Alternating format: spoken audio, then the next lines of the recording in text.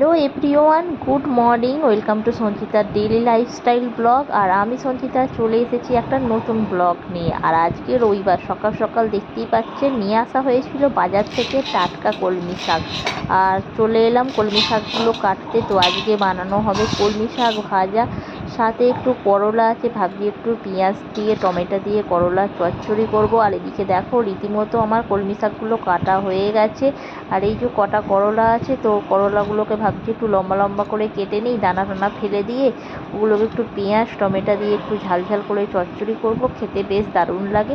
তো আজকে আর আলু দেবো না, আলু ছাড়াই করব। তো চলো এখন করলাগুলোকে একদম সরু সরু করে কেটে নিই। এই যে আমার করলাটা কাটা হয়ে গেছে আর সমস্ত কাটা বাটা শেষ।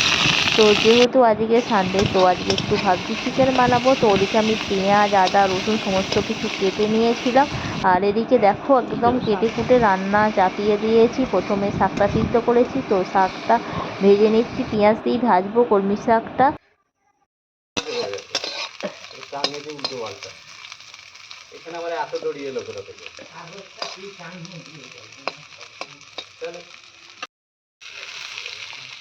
কি দেরি? হ্যাঁ, কখন এরকম 1:30 9:30 বসে। এদিকে পেঁয়াজ দিয়ে করলা চচ্চড়ি করবো, সাথে একটু টমেটোও দিয়ে দিয়েছি। আর করলাগুলো অল্প করে ভেজে নিয়েছি, পেঁয়াজ টমেটোর সাথে একসাথে ভেজে নিয়েছি। তো করলা চচ্চড়িটা হয়ে গেছে। আর এদিকে দেখতেই পাচ্ছেন মাংস করবো একটু আলু দিয়ে। তো আলুটা হালকা করে ভাপিয়ে নিয়েছিলাম, নিয়ে একটু ভেজে নিচ্ছি। আর এদিকে মাংসটা দেখো মশলার মধ্যে সমস্ত কিছু দিয়ে রেখে দিয়েছিলাম।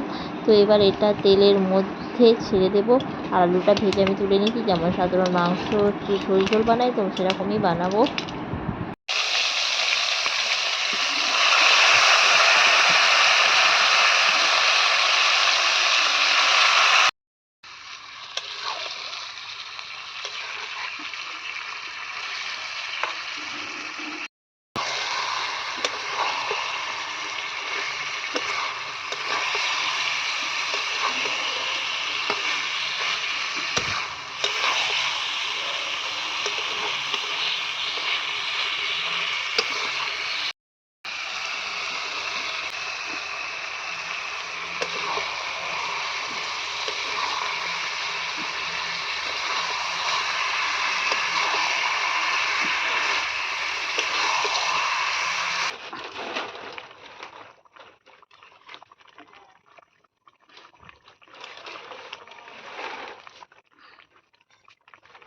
তো এদিকে দেখতেই পাচ্ছ মাংসের ঝোলটা আমার হয়েই গেছে।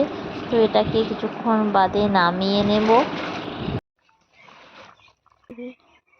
তো রেডি হয়ে গেল মাংসের ঝোল। আর এবার ভাত বানানোর পালা। তো ভাত তো বানানো হচ্ছে। তো কেমন লাগলো ভিডিওটি অবশ্যই কমেন্ট করে জানিও।